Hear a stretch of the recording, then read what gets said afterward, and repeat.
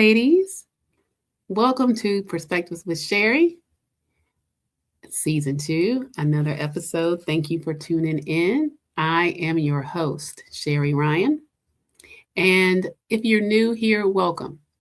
This is a safe space for women in midlife, women over 40.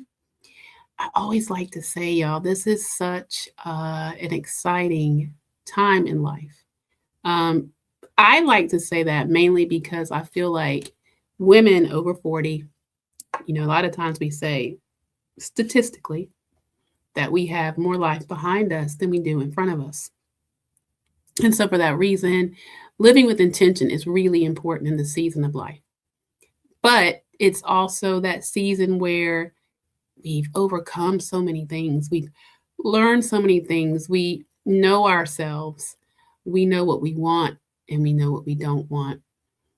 We've genuinely are learning to heal those things in our younger selves that we didn't know how to deal with then. And now we're in a season where there's a lot of growing, there's a lot of healing, and there's a lot of moving forward in the woman that we were purposed to be and walking in our purpose and calling. All those things are extremely important in this season and the things that I stand on and stand for. So, welcome. We are in the midst. We started off season 2, and we are still in the middle of our grief series. And so today I am going to be bringing a personal vlog on the loss of identity in grief.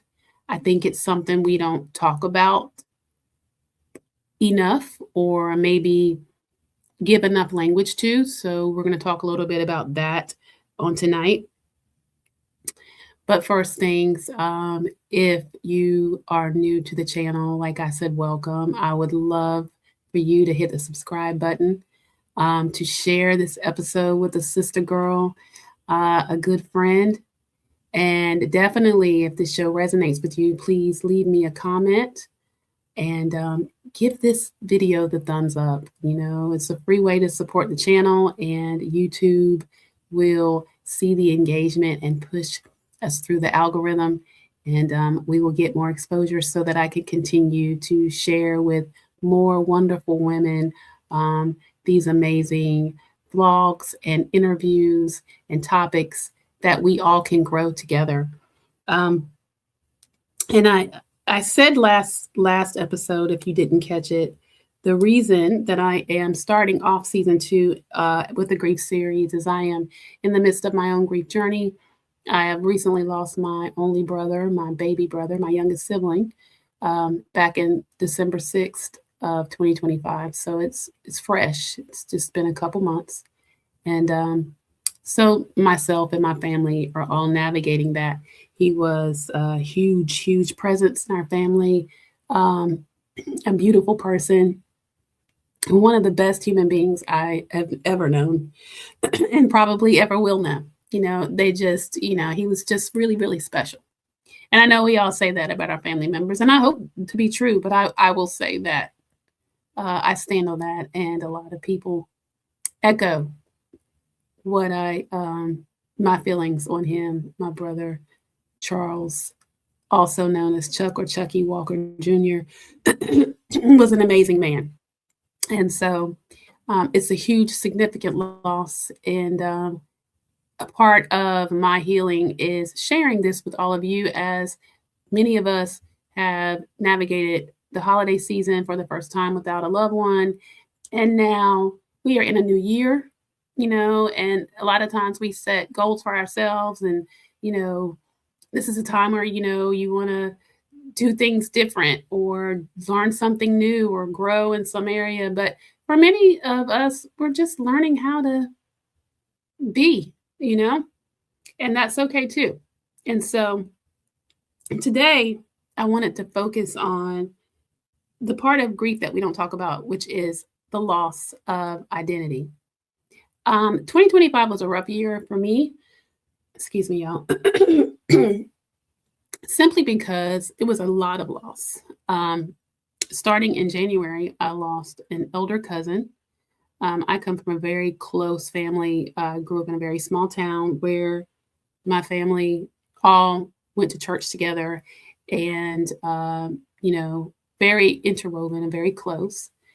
And I lost the first family member who was a long time, wonderful cousin and church musician. And so I think one of the things that we don't realize is, in your life, you exist and it's your story, but there's so many characters and players in your story, right? It may be someone that you don't pick up the phone and talk to every day, right? It may be someone that is not on your mind every day, but it's because you know they're there. They represent part of your story. Walking into church on Sundays, knowing that he was going to be at that piano was just a given. I mean, and thankfully he lived 90 some years. God gave him long, long, wonderful life. But with that being said, when we're talking about loss of identity, and I'm going to get into this because I lost 12 family members in 2025, with the last one being my own youngest sibling. And that ranged from elder cousins to a cousin that was younger than myself. And then my own youngest sibling, my baby brother. But each one of them played a part in whether it was my childhood or just my being. And so when we talk about loss of identity, it stems from each time you experience loss, particularly those that are the ones that are closer to you. All of them were losses for me. Losses of the innocence of childhood when you think your world's never going to change. Like, these people are going to be here forever, right? I mean, I see cousin so-and-so here and they're going to be here next Sunday. I mean, you come back and you look out and the seat they always sat in is empty. And you grieve the loss of them, but you also grieve the loss of who you were before they left. Now, in the aspects of, for me, losing a baby brother, I don't feel that I lost a role of being big sister because I feel like I'll always be that. But let's take into account my sister-in-law.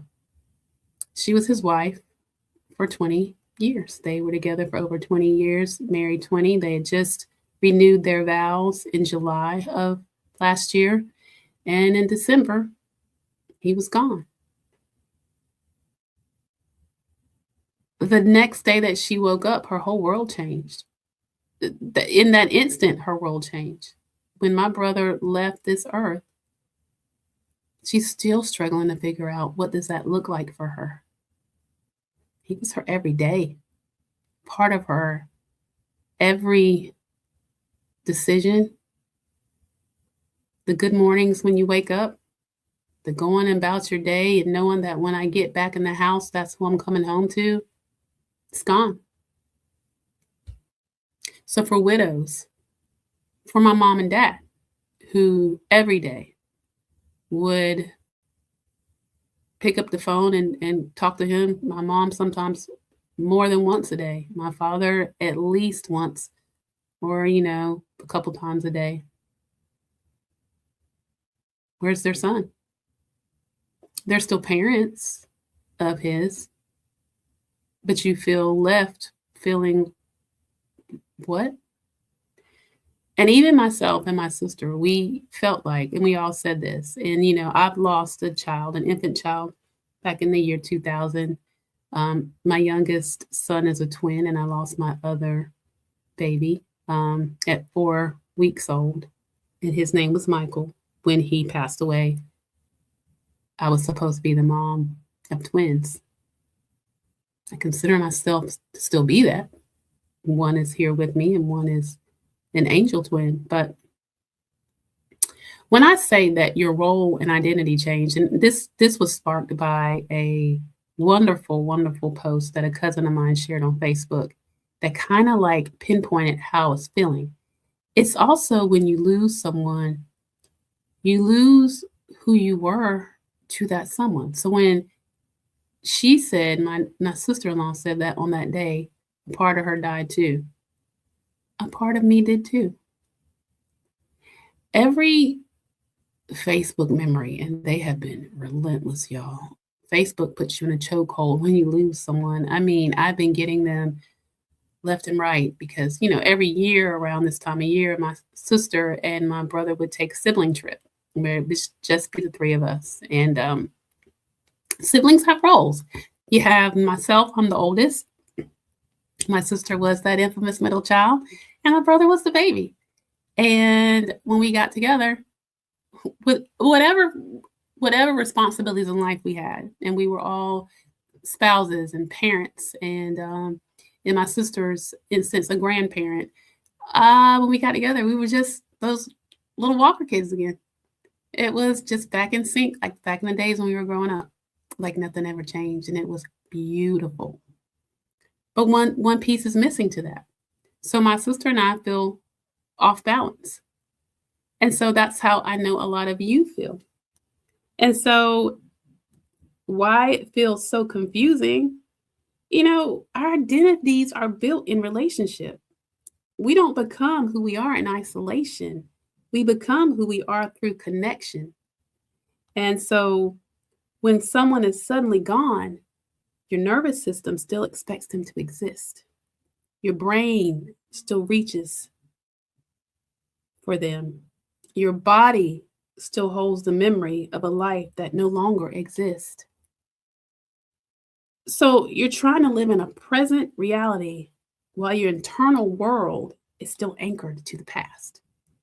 And that creates this strange experience where life keeps moving forward, but you feel stuck or blank or even untethered. So, what makes this even harder is the pressure from other people and from ourselves to go back to normal. People want the old you, the strong you, the productive you, the cheerful you. And sometimes you try to perform that version of yourself, even when it doesn't fit anymore. And sometimes you try to perform that version of yourself, even when it doesn't fit anymore. You show up, you smile, you function, but inside you feel like you're acting in your own life. Yeah. And there's a quiet grief in realizing that you just can't go back to who you were. And maybe you don't even want to. But you also don't know who you're becoming yet. And that in between space can feel really lonely. I know a lot of times my sister in law remarks that she does feel lonely. I mean, my brother left behind a beautiful wife and three amazing children. And she's done an amazing job of trying to keep everything together, but it's a struggle. And to a lot of you out there, that you're feeling the same struggle. And, that in between self is the part that no one really talks about and no one warns you about. You're not the old you. You're not the new you. You're just kind of here. You might feel disconnected. You might feel numb, less passionate, or like you've lost your sense of direction. And it's scary because we're always taught we should always know who we are. But grief creates a season where that clarity disappears. And that doesn't mean you're broken. It means you're in transition, ladies. One of the most compassionate things I learned was this. You don't have to know who you are right now. You don't need a new identity. You don't need to reinvent yourself. You don't need to rush the process. It's okay to say, I don't know who I am anymore. And that's okay for now. Not knowing is still a place to stand. And it just is, guys. I mean, grief is a journey. It's not something you get over. It's not something that, I made it 7 days without crying. Y'all. No, and I'm learning. Um, it was something as simple as we have in Eastern North Carolina had a lot of snow, that's abnormal for us, and we were snowed in, which, in some regards have been wonderful for me because I love to slow down and relax and kinda get myself together, and then there are parts of me that need to be busy. But it was crazy because the snow was so beautiful, and I went downstairs to look at how beautiful it was, and I just instantly just busted into tears. It was so pretty. But in that moment, I thought, "Dang, my brother really would have liked this." He loved snow. He loved being snowed in with his family, and his family was also snowed in Greensboro, North Carolina, and he wasn't there. And he wasn't there to participate in all of the, snow games and, snowball fights and the things that he would have normally done or at least been outside to watch. And his favorite thing would have been to be in, cuddling with them in the warmth of the house, watching TV, watching movies, just spending that quality time. And so it's those things, anything can set you right back. Okay, we're going to talk about some gentle ways to reconnect. So, rebuilding identity after grief isn't about fixing yourself, it's about slowly listening to what's true now. So, some things you might like to try would be journaling without expectations. Just take your pen out and write what you're feeling. It doesn't matter. It may come out what you consider crazy, but if that's how you're feeling, write them out. Let that pen just go, let it fly. Spend quiet times alone. Let go of labels. You don't have to be the strong one. You know how many times I've been told that? More times than I want to repeat, okay? And I am fully here with that, guys. I am not the strong one. Not even trying to be. Mm-mm. Pay attention to what brings even small amounts of peace. So whatever that is, lean into it. If it's not answering your phone at a certain time, don't. If it's setting some boundaries, some new ones, that's fine too. Whatever it is that brings you peace, if it's new things like spending more time in your Bible, do that.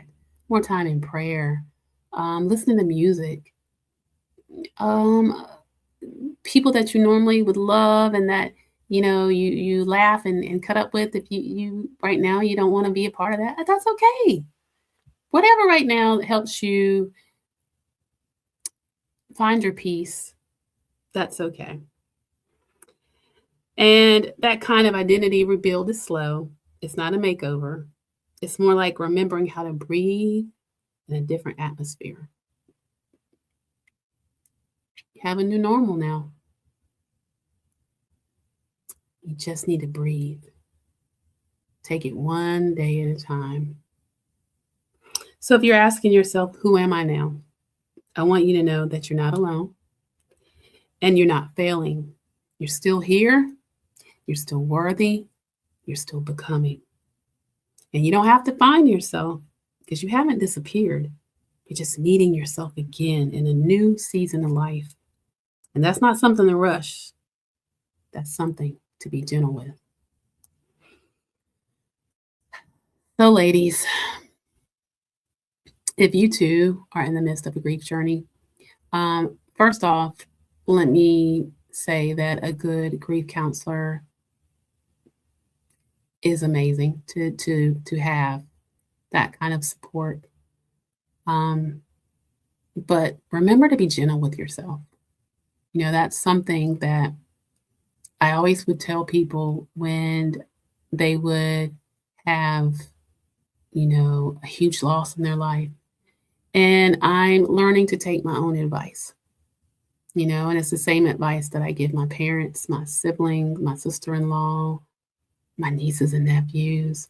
It's one day at a time, one step at a time, one moment. Because grief is just love looking for a new place to go. And sometimes the bigger the grief, the bigger the love was, and I always said I'm not new to grief, but this one kind of knocked the wind out of myself. I mean, and that's because it was sudden. It certainly wasn't expected. And I, of course, expected to outlive my little brother and just where he was in life. I felt like he had more to do, but that wasn't my call. And his life was very full, very meaningful, and he touched so many people. And we had so many amazing memories that I cherish and will continue to cherish. And so, even in doing this grief series, it's my way of honoring him because we also shared content creation and YouTube channel as a passion. Podcasting it was our thing, and I want to use my platform right now to help others that are going through huge losses in this season, and I think that would make him happy. And so, to each of you, just remember you're not alone. And I have for you two amazing guests that'll be coming on the show. I have Destiny Royale, who is a trauma and life coach and grief counselor that has an amazing story. And she has some tools. There are tools that, it's not something like, again, we say that you can get over, but it's something that, now becomes a part of your life. And so just like anything else that you newly acquire in life, you have to learn how to live with it. And she does have some tools, and she has her own story of deep loss. And then I also will have coming on the channel Carol Holmes, two-time author. She has, y'all, a very amazing story as well. She is also an adoptive parent. She has brought in beautiful children that she cares for with special needs. And we'll be talking about not only her grief journey, but, the grief parents feel when they are parenting children with significant special needs, of maybe the expectations that they had once had, and, how to deal with that. So there are many aspects of grief, and there are many stories that grief lends itself to, and we're going to explore those. And you will not be sorry. You've got to tune in for these interviews.